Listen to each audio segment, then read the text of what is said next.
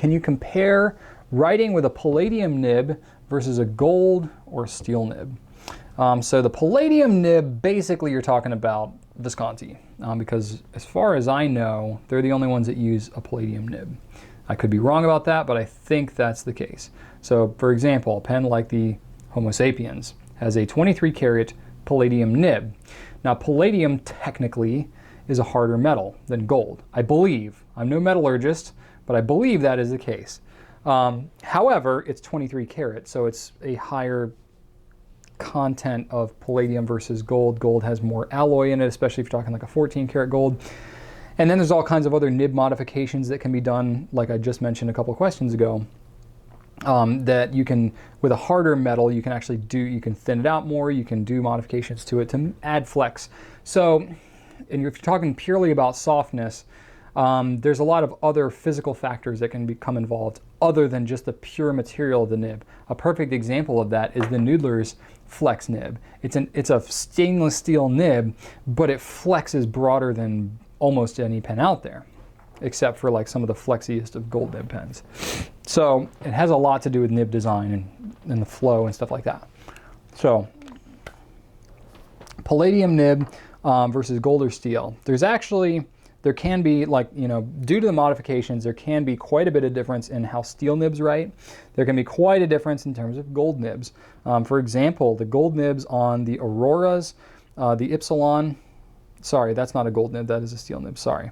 The gold nibs on the Platinum, like 3776, or even the President, or some of those Platinum pens, they have very stiff writing gold nibs that are a little bit toothy as well. So a lot of it has to do with how it's tuned. In and of themselves, the material that the nib is made out of doesn't actually have any effect of how smooth the tip is, because there's a tipping material that's put on the tip of most fountain pens that is a harder metal than even stainless steel. So even a lot of stainless steel nibs, you'll still see a little tip, little ball on the end of it. And that's because it's usually some kind of iridium alloy that's a really, really hard metal, because it creates a lot of friction when you write, and you want it to last years and years and years. So you need a hard wearing metal on the tip. So honestly, the biggest factor of how smoothly a pen is going to write is going to be the adjustment of the nib tines and how smoothly that very, very point, that tip of the end of it, is going to be honed, because that's what's actually touching the paper. The rest of the nib really only matters in terms of how soft and springy it's going to feel. That's about the difference.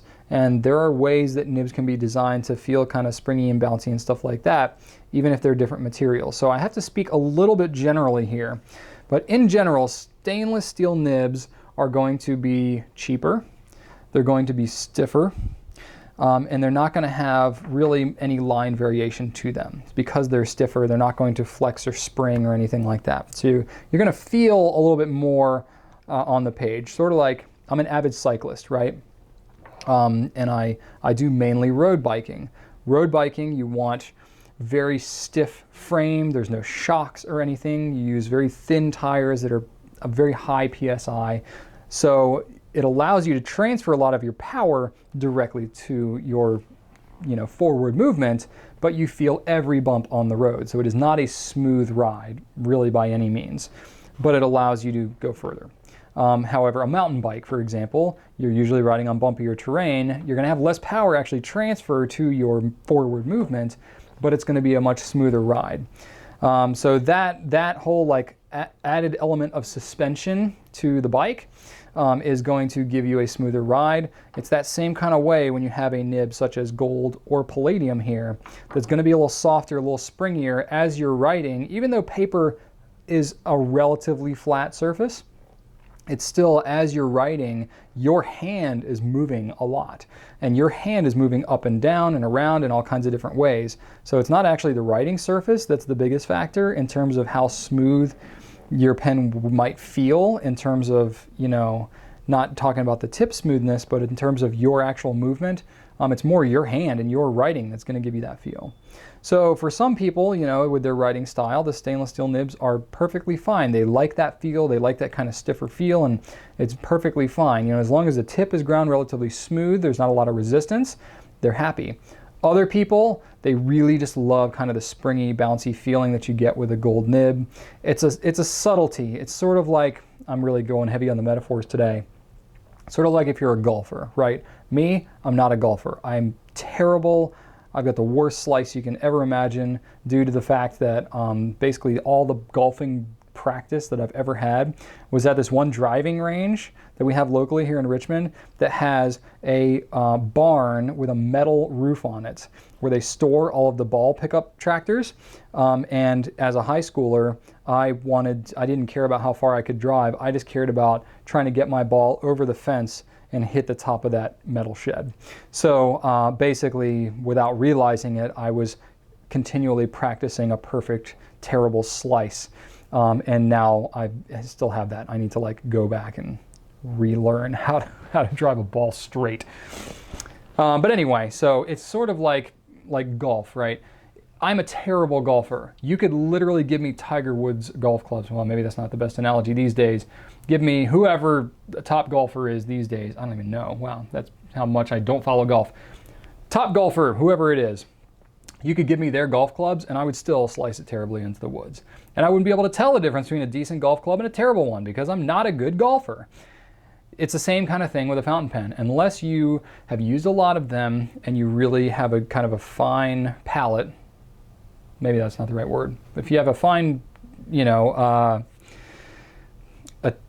finely attuned feel, oh boy, my words are really failing me, but unless you really know what you're dealing with, you're probably not going to be able to feel much of a difference between a gold nib and a steel nib pen. So whenever somebody asks me like, oh, is a gold nib really worth it? I'm like, well, maybe.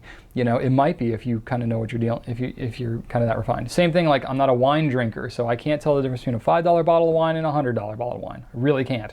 They both taste as like, whatever. They both taste like wine. So it's the same kind of thing. I can barely taste the difference between red and white.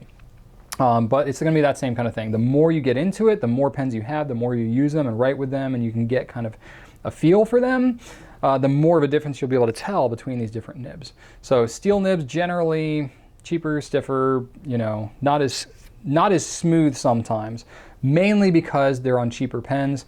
Probably don't have as much attention on the tuning and hand honing and stuff because there's only so much a machine can do. All of the final steps with tuning a nib have to be done by hand. So the less expensive the pen is, the less time and labor that these manufacturers can afford to put into these nibs. So in general, steel nibs are not going to be as consistently fine honed as more expensive pens with gold and palladium nibs would be. That's very much a generalization, but that is a fairly safe assumption. You get what you pay for, essentially. Gold is going to be generally softer, with some exceptions, such as like the platinum nibs. They make them stiffer. That's kind of how they do them. Usually a lot smoother because they're having more attention given to them, but then that's not always the case.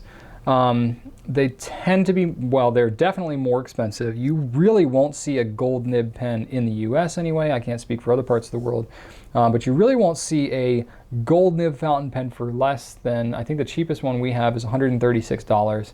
The Pilot E95S is, I think, the least expensive gold nib we have. That's about it.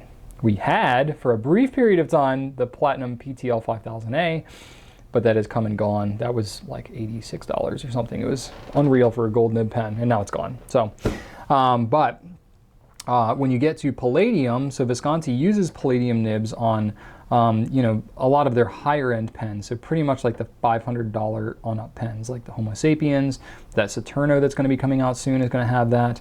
The Opera Master has the palladium, so they call it their Dream Touch nib, and it really is fantastic. But essentially, for all intents and purposes, you can't tell the difference between palladium and gold. You really can't. It's not like, it's not like something you can really tell.